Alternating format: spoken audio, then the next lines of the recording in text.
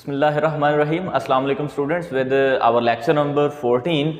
Today we will start quantum number, जहाँ पे हमने छोड़ा था। और क्वांटम नंबर्स में हमने principal quantum number, azimuthal quantum number को प्रीवियस लेक्चर में कवर कर लिया था। देखें क्वांटम नंबर्स क्या थी, न्यूमेरिकल वैल्यूज थी जो एक्सेप्टेबल सॉल्यूशंस देती हैं फॉर श्रोडिंगर वेव इक्वेशन। ये मैंने यहाँ पे दोबारा से डेफिनेशन लिख दी है, प्रीवियस लेक्चर में भी मैंने बता दी थी।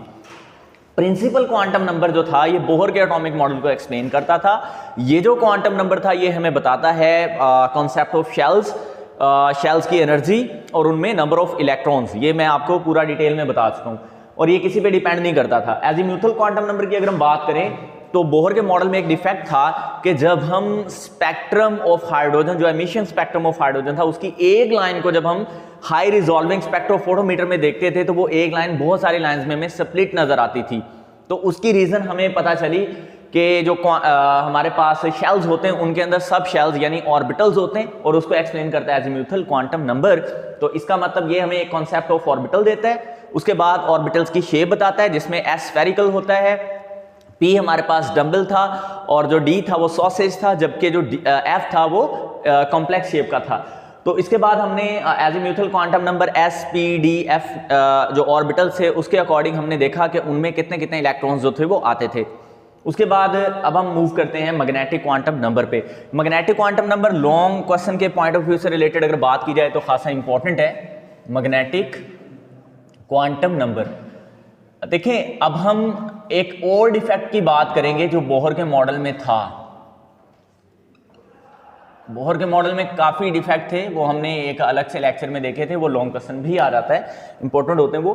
तो एक डिफेक्ट ये भी था कि अगर हम स्पेक्ट्रम ऑफ हाइड्रोजन, जो लाइन स्पेक्ट्रम होता है, इसको अगर हम स्ट्रॉन्ग मैग्नेटिक फील्ड में रखें, यहां पे मैं वर्ड क्या यूज कर रहा हूं, स्ट्रॉन्ग मैग्नेटिक फील्ड, ठीक है, यानी बी को मैग्नेटिक फील्ड कहते हैं। तो स्ट्रॉन्ग मैग्नेटिक फील्ड में जब हम स्पेक्ट्रम को रखते हैं तो ये जो लाइन है स्पेक्ट्रल लाइंस, ये फर्दर मैनी लाइंस में स्प्लिट हो जाती हैं। देखो स्टूडेंट्स, ये जो फिनोमेना है ना, ये पहले वाले फिनोमेने से जो हमने ऑब्जर्व किया था एजीम्यूथल क्वांटम नंबर में उससे डिफरेंट है। ये उस वाले फिनोमेने से ये डिफरेंट है।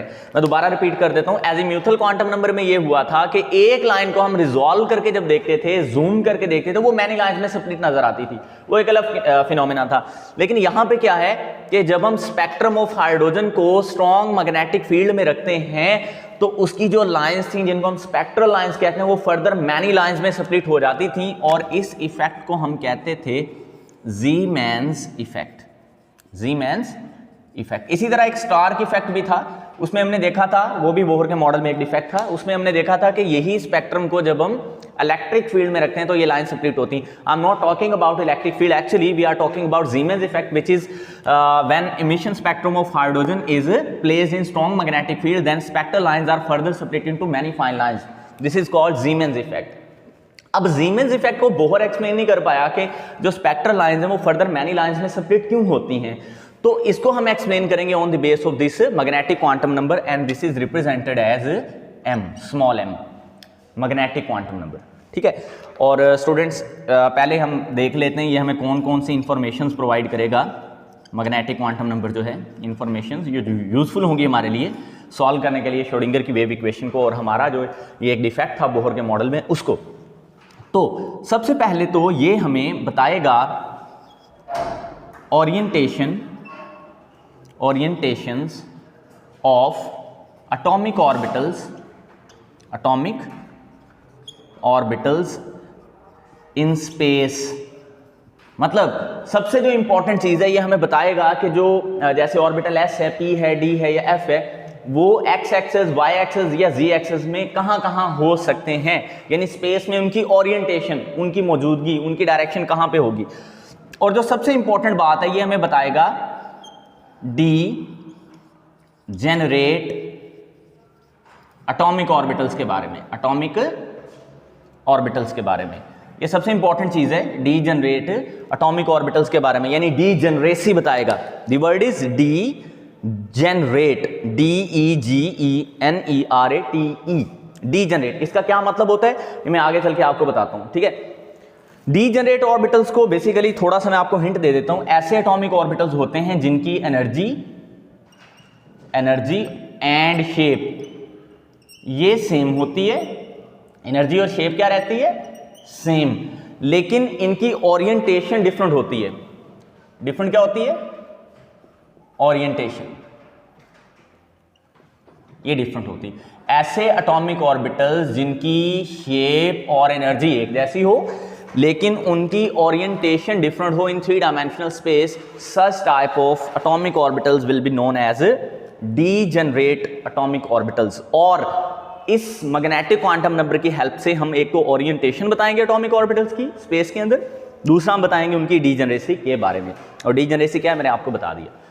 तो सबसे पहले इंपॉर्टेंट जो बात याद रखनी है, ये जो क्वांटम नंबर है depends upon azimuthal quantum number. Azimuthal quantum number, देखें अगर ये एजीम्यूथल क्वांटम नंबर पे डिपेंड करता है तो इसका मतलब अल्टीमेटली ये प्रिंसिपल क्वांटम नंबर पे भी डिपेंड कर रहा है।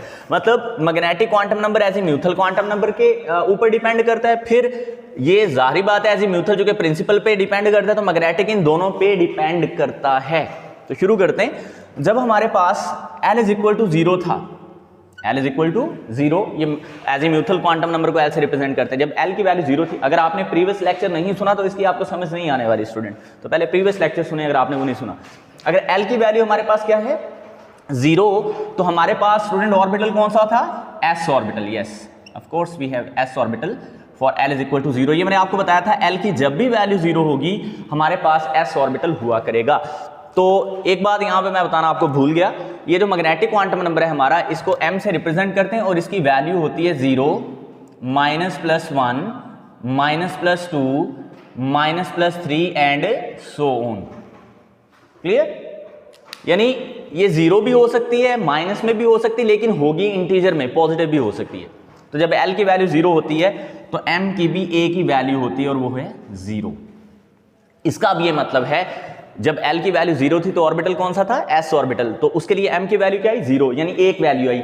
इसका मतलब ये है s has only one orientation, s orbital has only one orientation. s space के अंदर सिर्फ एक ही ओरिएंटेशन पे होगा, यानी या x एक्सिस पे होगा एट अ टाइम, या y एक्सिस पे होगा, या z एक्सिस पे। तो ये कभी भी 3 एक्सिस पे एट अ टाइम मौजूद नहीं हो सकता। ठीक हो गया? तो इसकी सिर्फ एक ही ओरिएंटेशन है, ये हमें magnetic quantum number m is equal to 0 से पता चली। तो स्टूडेंट अगर हम यहाँ पे एक्सिस ड्रॉ करें, ठीक है, तो ये हमारे पास 3 डायमेंशनल एक्सिस हैं। ये अगर y एक्सिस है, ये z एक्सिस है, तो ये x एक्सिस है। जो हमारे पास s होगा ना, ये किसी एक एक्सिस पे लाई करेगा। यहाँ पे जो मैं बना रहा हूँ, तो आप सपोज कर लो ये x एक्सिस पे है। ओके स्टूडेंट, तो यहां पे मैं दूसरी चीज आपको इसी लेक्चर में जो क्लियर कर रहा हूं बेटे, वो है shapes of atomic orbitals. I repeat, साथ साथ में शेप्स, अगला टॉपिक हमारा शेप्स ऑफ एटॉमिक ऑर्बिटल था, वो भी साथ साथ कवर कर रहा हूं। तो एस ऑर्बिटल जो कि स्फेरिकल शेप का होता है, एक ही एक्सिस पे लाई करता है, ऐसा हमें बताया मैग्नेटिक क्वांटम नंबर ने, क्योंकि जब L इज इक्वल टू 0 होता है, m की एक ही वैल्यू होती है जो कि 0 होती है, इसका मतलब s एक ही ओरिएंटेशन रखता है। अच्छा, जब सपोज करो ये हमारे पास 1s ऑर्बिटल है, तो 2s ऑर्बिटल यहां होगा। ठीक है स्टूडेंट, ये मैं आपको श्रोडिंगर के थोड़े से मॉडल में भी बता चुका हूं। तो 3s फिर यहां पे होगा, लेकिन ये होंगे किसी एक ही एक्सिस पे एट अ टाइम। ठीक है, तो ये अगर 1s है तो फिर ये 2s है और फिर ये 3s होगा, और इनके दरमियान जहां पे स्पेस है, जहां पे खाली जगह है, इसको हम नोड कहते हैं, नोड। वहां पे इलेक्ट्रॉन की प्रोबेबिलिटी 0 होती है, ये भी मैं पहले एक्सप्लेन कर चुका हूं। Those region where the probability of finding electron is 0 are called node. तो ये नोड है, ये नोड है। ठीक है, तो मतलब s जो ऑर्बिटल होता है वो स्फेरिकल शेप का गोल स्फेयर की मानद होता है, और ये एक ही ओरिएंटेशन पे होता है एट अ टाइम। जब 1s की बात करते हैं वो छोटा होता है, ज्यादा शार्प होता है, फिर 2s, फिर 3s एंड सो ऑन। तो ये था हमारे पास L इज इक्वल टू 0 के लिए। और साथ ही स्टूडेंट अगर ये पेपर में है तो आपने डायग्राम जरूर बनानी है। आगे मूव करते हैं। जब हमारे पास L की वैल्यू 1 होगी तो बताएं स्टूडेंट ऑर्बिटल कौन सा होगा? हाँ जी बिल्कुल, p ऑर्बिटल होगा ना। नेक्स्ट ऑर्बिटल हमारा p होता है। L की जब भी वैल्यू 1 होगी तो ऑर्बिटल कौन सा हुआ करेगा? p ऑर्बिटल हुआ करेगा। तो अब हम देख लेते हैं, जब L की वैल्यू 1 होती है तो हमारे पास m की कितनी वैल्यूज आती हैं। तो एक तो 0 वैल्यू आएगी और एक -1 और एक +1, तो we have 3 values for m। तो m की एक वैल्यू आएगी यहाँ पे 0, एक वैल्यू आएगी -1 और एक आएगी क्या भला +1। तो मैं दोबारा रिपीट कर देता हूं, जब L यानी एजीम्यूथल क्वांटम नंबर की वैल्यू हमारे पास 1 होती है तो ऑर्बिटल होता है p ऑर्बिटल, और उसके लिए मैग्नेटिक क्वांटम नंबर की 3 वैल्यूज आती हैं। इसका मतलब ये हुआ कि जो p ऑर्बिटल है वो 3 ओरिएंटेशंस पे होता है। Okay student, p orbital 3 orientations पे होता है, यानी ये होगा px होगा, py होगा और फिर pz होगा। इनकी मैं डायग्राम भी ड्रॉ कर देता हूं। अब यहां पे ये तीनों ऑर्बिटल्स कहलाते हैं डी जनरेट ऑर्बिटल्स। क्यों कहलाते हैं? क्योंकि तीनों की एनर्जी भी एक जैसी है। ओके, यानी ये मैंने यहां पे बताई थी, तीनों की शेप भी एक जैसी यानी डम्बल शेप के हैं, लेकिन तीनों की ओरिएंटेशन मुख्तलिफ है, यानी एक एक्स एक्सिस पे, ये एक वाई एक्सिस पे और एक जी एक्सिस पे। तो अभी ये जो डिफेक्ट था ये भी मैं एक्सप्लेन कर दूंगा यहाँ पे ये क्यों आया था। तो पहले इनकी हम थोड़ी सी स्ट्रक्चर्स यहाँ पे ओरिएंटेशन के लिहाज से ड्रॉ कर लेते हैं। तो ये मेरे पास है वाई एक्सिस, ये हमारे पास जी एक्सिस है, सपोज करें ये हमारे पास एक्स एक्सिस है। तो जब हम पी एक्स की बात करेंगे स्टूडेंट, तो पी एक्स को एक्स एक्सिस पे ही बनाएंगे और डम्बल शेप का बनाएंगे। ये देखिए, ये इधर पॉजिटिव एक्स एक्सिस है तो इधर नेगेटिव एक्स एक्सिस है, यानी एक्स डैश है यहाँ पे। तो ये हमारे पास इस तरह होता है। ओके, अगर यही हमने यहाँ पे ड्रॉ करना हो पी वाई ड्रॉ करना हो तो आप इसको वाई एक्सिस पे ड्रॉ कर सकते हैं। ठीक है, तो यहाँ पे ये वाई एक्सिस पे आ जाएगा, ये यहाँ पे ये भी डम्बल शेप बन गई। तो ये हमारे पास क्या बना, पी वाई बना। इसी तरह अगर आपने पी जी स्टूडेंट यहाँ पे बनाना होता ओरिएंटेशन के लिहाज से, ये जी एक्सिस है, ये वाई, ये X, so you will simply draw just like that, ये हमारे पास ये बन जाता। So these 3 are called degenerate orbitals because they have same energy and shape but different orientation. देखो तीनों की शेप डम्बल है, तीनों एक ही एनर्जी लेवल पे हैं इस वक्त। अगर ये 2p हैं तो सारे तीनों ही 2p हैं, अगर ये 3p हैं तो तीनों ही 3p हैं, यानी इनकी एनर्जी सेम है। लेकिन the only difference in their orientation, because px is oriented at x axis, if we talk about py then it will be oriented as y, और ये फिर z एक्सिस पे ओरिएंट कर रहा है। so these 3 are called degenerate orbitals। अब मैं आपको बताता हूं कि जब हम स्पेक्ट्रम ऑफ हाइड्रोजन को स्ट्रॉन्ग मैग्नेटिक फील्ड में रखते थे, वो एक जो लाइंस थी या बहुत सारी जो लाइंस थी वो बहुत सारी फर्दर लाइंस में क्यों स्प्लिट होती थी? तो उसकी वजह ये थी कि जब हम देखो ये तीनों डीजनरेट ऑर्बिटल्स थे, जब हम इसको मैग्नेटिक फील्ड अप्लाई करते हैं ना, तो ये वाली जो इनकी डीजनरेसी है ये हो जाती है खत्म। मतलब इनकी जो एनर्जी है वो सेम नहीं रहती। पहले क्या थी, सेम थी ना, जब ये क्या थे, जब ये थे डीजनरेट एटॉमिक ऑर्बिटल्स, तो इनकी एनर्जी क्या थी, सेम थी। लेकिन जैसे हम इसको स्ट्रॉन्ग मैग्नेटिक फील्ड में लेके जाएंगे तो ये फर्दर डीजनरेट नहीं रहेंगे। इसका मतलब फिर इनकी एनर्जी भी सेम नहीं रहेगी, इसलिए ये स्प्लिट हो जाएंगे। यही वजह थी जो एक लाइंस थी या ये थोड़ी जो लाइंस है वो बहुत सारी लाइंस में स्प्लिट हो जाती थी जब उनको स्ट्रॉन्ग मैग्नेटिक फील्ड में रखा जाता था। तो ये इसकी जस्टिफिकेशन है। मैं दोबारा रिपीट कर देता हूं, पहले ये एटॉमिक ऑर्बिटल होते हैं डीजनरेट, लेकिन जब इनको स्ट्रॉन्ग मैग्नेटिक फील्ड में लेके जाया जाता है ये एनर्जी इनकी हो जाती है चेंज, तो डीजनरेशन इनकी हो जाती है खत्म। That is why suppression is occur in emission spectrum of hydrogen. So इसको हम एक्सप्लेन कर सकते हैं on the base of this magnetic quantum number. And अब हम मूव करेंगे L इज इक्वल टू 2 के लिए। तो मैं इसको यहां से थोड़ा इरेज कर देता हूं। तो जब हम L इज इक्वल टू 2 की बात करते हैं ना, तो हमारे पास मैग्नेटिक क्वांटम नंबर की 5 वैल्यूज आएंगी। मैं रिपीट कर देता हूं, जब हम L को 2 लिखेंगे ना तो हमारे पास मैग्नेटिक क्वांटम नंबर की 5 वैल्यूज आएंगी, और वो वैल्यूज होंगी 0, -1, +1, -2 और +2। तो देख लेते हैं जी किस तरह होगा। When L is equal to 2, तो हमारे पास ऑर्बिटल होगा d ऑर्बिटल। ये हम एजीम्यूथल क्वांटम नंबर में सारा कवर कर चुके हैं। तो हमारे पास m की जो वैल्यूज आएंगी वो आएगी 0, -1, +1, -2 और +2। So we have 5 values for d atomic orbitals. उसकी मैग्नेटिक क्वांटम नंबर की 5 वैल्यूज ये शो करती हैं कि d ऑर्बिटल 5 जगह पे ओरिएंट हो सकता है इन 3 डायमेंशनल स्पेस। तो वो जो इसकी ओरिएंटेशंस हैं वो बनती हैं dxy, dyz, dzx। मतलब हर दफा आपने दो जो हमारे पास एक्सेस है उनको मल्टीप्लाई करना है। पहले x को y से कर दो आप मल्टीप्लाई, फिर y को z से कर दो, और एंड पे आप x और z जो बच गए थे उनको मल्टीप्लाई कर दो। पहले तो ये 3 डीजेनरेट ऑर्बिटल्स हैं, फिर हमारे पास dx square minus Y square, यानी पहले एक्सेस और दूसरे एक्सेस को माइनस करके स्क्वायर करना है। ये वैल्यूज ना हमने डिराइव नहीं करनी, ऑलरेडी डिराइव्ड हैं, हमने जस्ट इनको समझना है। तो यहाँ पे होगा dz square. So we have 5 orientations for atomic orbital d। या तो वो x और y के दरमियान लाई करेगा, या y और z के दरमियान, या z और x के दरमियान। और स्टूडेंट याद रखना इनमें भी फर्दर डिवीजन होती है। ये अलग से डीजनरेट हैं और ये 2 अलग से डीजनरेट हैं। ये आपस में डीजनरेट माने जाते हैं और ये वाले 2 आपस में डीजनरेट माने जाते हैं। ठीक है, क्योंकि ये और ये 3 और ये 2 आपस में मुख्तलिफ हैं, लेकिन ओवरऑल इन पांचों को हम कहते हैं डीजनरेट ऑर्बिटल्स। ओके, तो आइए अब इनकी शेप्स भी साथ ही ड्रॉ कर लेते हैं। तो मैं यहाँ पे एक्सेस बना रहा हूँ, इनको गौर से स्टूडेंट आपने देख लेना है। ईजी है, easy to draw this. z है, ये y है, ये x है, तो इस तरफ x डैश हो जाएगा, y का नीचे y डैश, इस तरह z का यहाँ पे z डैश होगा। ओके स्टूडेंट, तो अब जब हम यहाँ पे कहेंगे ना कि हम ड्रॉ कर रहे हैं dxy, तो आपने देखना है x और y के दरमियान, सिर्फ x और y के दरमियान। तो देखो हमारे पास यहाँ पे ये x एक्सिस है, सही है, इसी तरह ये x है, इसी तरह y और ये y, ये z और ये z। तो जब हम dxy बनाएंगे तो हमने x और y के दरमियान इनको ड्रॉ करना है। तो मैं थोड़ा सा यहाँ पे चेंज ये कर लेता हूँ, क्योंकि ये तीनों ही परपेंडिकुलर होते हैं, तो इसमें कोई आप जहाँ पे मर्जी जिस एक्सेस को रख सकते हैं। तो अगर ये मैंने y प्राइम रखा है तो इसको मैं x प्राइम रख सकता हूँ। तो ये z और ये z डैश।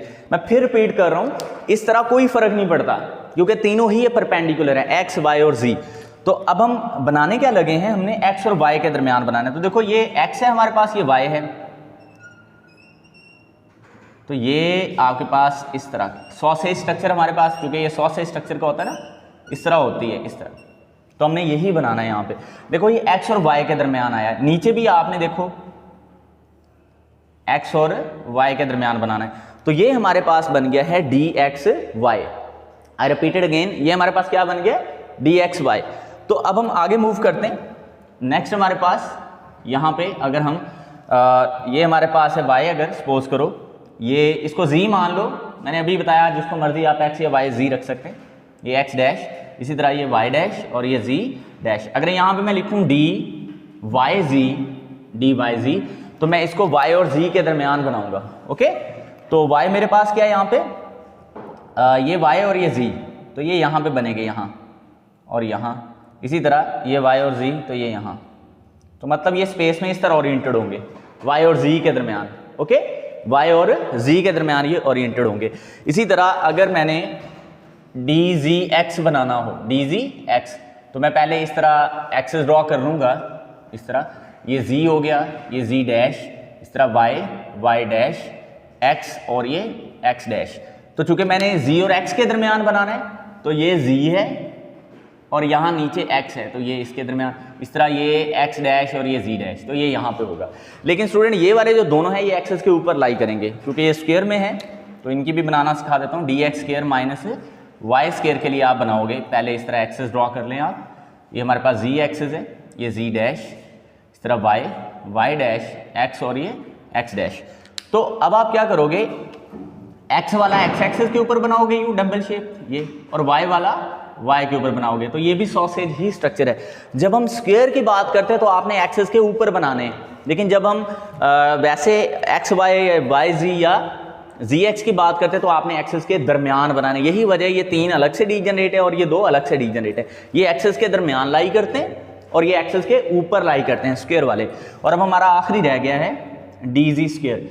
तो इसको जब आप बनाओगे तो कुछ इस तरह बनाएंगे हम, ये z और ये z dash, y dash, x और ये x डैश। तो ये z के बिल्कुल ऊपर बनेगा यहाँ पे। लेकिन सॉसेज बनाने के लिए यहाँ पे भी आप बताओगे, ये यहाँ पे भी इलेक्ट्रॉन रिवॉल्व कर सकते हैं। So these are 5d generate atomic orbitals for d। जब L की वैल्यू 2 होती है d ऑर्बिटल होता है, M की वैल्यू 5 आती हैं, 5 d जनरेट एटॉमिक ऑर्बिटल्स होते हैं d के लिए, जिसमें dxy dyz dzx dx² minus y square और dz स्क्वायर हैं। इनकी शेप्स भी मैंने साथ ही ड्रॉ कर दी हैं, तो ये आपने यहाँ तक देख लेना है।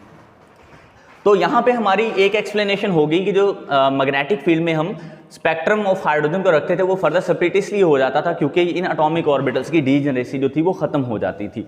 तो अब हम मूव करेंगे हमारे आखिरी क्वांटम नंबर पे, इस तरह फिर हमारा चैप्टर ये खत्म हो जाएगा और वो क्वांटम नंबर है हमारा स्पिन क्वांटम नंबर। तो अब हम उसको देखें। तो स्टूडेंट अब हम मूव कर लेते हैं हमारे आखिरी क्वांटम नंबर पे जो कि क्या है, स्पिन क्वांटम नंबर, और इसको हम रिप्रेजेंट करते हैं एस से, स्मॉल एस से, ठीक है। और इसकी दो वैल्यूज होती हैं, या तो ये +1/2 वैल्यू देता है या फिर ये -1/2 वैल्यूज देता है। ये हमें क्यों जरूरत पड़ी इस क्वांटम नंबर की, इसको मैं पूरी डिटेल में बताता हूँ। देखो हमारे पास alkali metals, we talk about alkali metals में हमारे पास लिथियम है, सोडियम है, पोटेशियम है, रुबिडियम है, मतलब फर्स्ट ए ग्रुप को कहते हैं, first A group are called alkali metal. इनके जो वैलेंस शेल है ना, वैलेंस शेल को हम आउटर मोस्ट शेल कहते हैं, आखिरी शेल को कहते हैं, उनमें एक ही इलेक्ट्रॉन पाया जाता है। They have only 1 electron in their valence shell, like lithium, sodium, potassium वगैरह, जो कि फर्स्ट ए ग्रुप के मेंबर हैं, जिनको हम अल्कली मेटल्स कहते हैं। तो जब इनका स्पेक्ट्रम देखते थे ना, एक्साइटेड यानी एमिशन स्पेक्ट्रम देखते थे हम, इनका एमिशन स्पेक्ट्रम, तो इनके आउटर मोस्ट शेल में इलेक्ट्रॉन तो एक है ना स्टूडेंट, आउटर मोस्ट शेल में इलेक्ट्रॉन तो एक है, लेकिन जब इसका एमिशन स्पेक्ट्रम हम देखते थे ना, तो उस स्पेक्ट्रम के अंदर हमें कुछ इस तरह का स्पेक्ट्रम नजर आता था। अब इसको गौर से देखिएगा, इस तरह का स्पेक्ट्रम, लेकिन ये सिंपल नजर नहीं आता था हमें, इसको हाई रिजॉल्विंग स्पेक्ट्रोफोटोमीटर में देखना पड़ता था। ये अलग से कॉन्सेप्ट है एक। देखो इलेक्ट्रॉन एक है, लेकिन हमें लाइंस उसमें यूं डबलेट नजर आ रही हैं जब हम उसको जूम करके देखते थे। ये और तरह थोड़ा डिफरेंट कॉन्सेप्ट है। इसमें हाइड्रोजन स्पेक्ट्रम की हम बात नहीं कर रहे, we are talking about alkali metals, they have only 1 electron in their valence shell, when that electron get excited and rebound in its ground state, then the spectral lines are seen to be doublet। तो वो lines हमें कैसी नजर आ रही है, doublet नजर आ रही हैं, डबलेट यानी वो दो हैं, हालांकि इलेक्ट्रॉन एक है। फिर इस प्रॉब्लम को रिजॉल्व किया गाउड-स्मिट एंड योहानविच ने इन 1925 में। उन्होंने कहा जिस तरह हमारी अर्थ है वो रिवॉल्व करती है सूरज के गिर्द, एक तो वो रेवोल्यूशन है, एक जमीन अपने एक्सिस के गिर्द स्पिन करती है, just like that electron spin around its on axis when applied weak magnetic field. I repeat it, when applied weak magnetic field, not strong magnetic field. तो ये वीक मैग्नेटिक फील्ड में ऐसे होता है। तो अगर ये इलेक्ट्रॉन है यहाँ पे, इस तरह मैं एक दूसरा इलेक्ट्रॉन बना रहा हूं, ये इनका अपना एक एक्सिस है, ये भी इसका अपना एक्सिस है। जिस तरह कोई चीज स्पिन करती है ना, तो ऐसे ही इलेक्ट्रॉन भी स्पिन करते हैं। तो अगर इलेक्ट्रॉन इस तरफ स्पिन कर रहा है तो ये एंटी क्लॉकवाइज है, एंटी, ये अगर मैग्नेट का नॉर्थ और साउथ पोल है सपोज कर लो, तो ये एंटी क्लॉकवाइज है, क्लॉकवाइज। और ये वाली जो स्पिन है अगर वो इस तरह जा रहा है तो ये क्लॉक की तरह बिल्कुल टिक टिक टिक, ठीक है, इस तरफ। तो ये हमारे पास क्या हुई, क्लॉकवाइज उसकी रोटेशन यानी स्पिन। तो दो तरह की स्पिन इलेक्ट्रॉन देता है, एंटी क्लॉकवाइज और clockwise, when weak magnetic field is applied, just like atoms जो कि अल्कली मेटल्स में से हैं, लिथियम, सोडियम, पोटेशियम वगैरह, जिनके आउटर मोस्ट शेल में एक इलेक्ट्रॉन है, लेकिन उनकी लाइंस हमें डबलेट नजर आती हैं। और इसका सोल्यूशन क्या निकला, स्पिन क्वांटम नंबर, जो कि योहानविच और गाउड-स्मिट 1925 में एक्सप्लेन कर चुके हैं। तो जब वो एंटी क्लॉकवाइज मूव करेगा तो उसकी जो मैग्नेटिक क्वांटम नंबर की वैल्यू है वो +1/2 होगी, और जब वो एंटी क्लॉकवाइज मूव करेगा जब वो एंटी क्लॉकवाइज मूव करेगा तो +1/2 वैल्यू होगी, और जब वो एंटी क्लॉकवाइज मूव करेगा तो -1/2 वैल्यू होगी। तो ये था हमारे पास स्पिन क्वांटम नंबर। इसकी ज़्यादा जस्टिफिकेशन में मैं नहीं जाऊँगा, बाकी डिटेल्स आप बुक में पढ़ लीजिएगा। अच्छा, एक लास्ट में मैं कुछ आपको ना चीज़ें सिखाना चाहता हूँ, टेबल में भी बनी हुई हैं वैसे। देखो अगर मैं आपसे कहता हूँ मेरे पास ऐसे, मैं अपनी तरफ से मैं कहता हूँ मेरे पास 2p एटॉमिक ऑर्बिटल है, 2p एटॉमिक ऑर्बिटल है, तो मैं आपसे क्वेश्चन करता हूं, मेरा एक आपसे क्वेश्चन है कि बताएं इसके लिए हमारे पास L की वैल्यू 0 होगी, B ऑप्शन में देता हूं, L की वैल्यू 1 होगी, C ऑप्शन में देता हूं, L की वैल्यू 2 होगी। तो स्टूडेंट आप बताएं जब हमारे पास 2p एटॉमिक ऑर्बिटल होता है तो L की क्या वैल्यू होती है। तो मैंने आपको बताया था जब भी p ऑर्बिटल की हम बात करते हैं तो l की वैल्यू हमेशा क्या हुआ करेगी, 1 हुआ करेगी। तो ये इसका राइट ऑप्शन होगा। चलो आगे थोड़ा सा इसको मजीद देख लेते हैं। मैं कहता हूं आपसे, सपोज करो मेरे पास 2p ही एटॉमिक ऑर्बिटल है। अब मैं क्वेश्चन को थोड़ा सा चेंज करूंगा। मैं पहला ऑप्शन देता हूं, इसके लिए l की वैल्यू 0 है, n की वैल्यू 1 है। b में ऑप्शन देता हूं, इसके लिए l की वैल्यू 1 है और n की वैल्यू भी 1 है। सी में ऑप्शन देता हूं आपको, इसके लिए l की वैल्यू 1 है, n की वैल्यू 2 है। और डी में ऑप्शन आपको देता हूं, l की वैल्यू 2 है और n की वैल्यू भी 2 है। तो बताएं स्टूडेंट, इसमें से कौन सा ऑप्शन हमारा राइट होगा? गौर से समझें अब इस चीज को। देखो सबसे पहले तो हम p ऑर्बिटल के लिए बात करते हैं। तो p ऑर्बिटल के लिए हमारे पास l की वैल्यू 1 होती है। तो 1 कहाँ, ये देखो, ये तो टोटली रॉन्ग हो गया, ये तो है ही नहीं, क्योंकि इसके लिए l की वैल्यू 0 जो कि s ऑर्बिटल के लिए होती है, और ये भी नहीं है क्योंकि इसके लिए भी l की वैल्यू 2 है। अब बचे सिर्फ दो ऑप्शंस हमारे पास, ये b और c, क्योंकि p ऑर्बिटल के लिए l की वैल्यू 1 होती है। तो इन दोनों में से कौन सा सही है? तो इनमें से ये वाला भी गलत है। उसकी वजह, क्योंकि इसके लिए n की वैल्यू क्या आ रही है, 1, लेकिन यहां पे क्या लिखा हुआ है, 2p। तो इसका मतलब हमारा ये ऑप्शन सही होगा, क्योंकि इसमें 2p के लिए 2 जो है वो प्रिंसिपल क्वांटम नंबर है और p के लिए l की वैल्यू 1 होती है। इस तरह के और भी MCQs हैं जिनको आपने प्रैक्टिस कर लेना है। तो स्टूडेंट आज ये चैप्टर हमारा हो जाता है ख़त्म, बाकी हमारा स्मार्ट सिलेबस में शामिल नहीं है। तो इस लास्ट लेक्चर में हमने 2 क्वांटम नंबर यानी मैग्नेटिक और स्पिन क्वांटम नंबर को डिटेल में देखा। आई होप के लेक्चर आपको समझ आया होगा। इसको नोट ज़रूर करना है, बुक से ज़रूर पढ़ना है, बुक से ज़रूर रीड करना है इसको, आपकी बहुत सारी चीज़ें क्लियर होंगी। अल्लाह हाफिज़।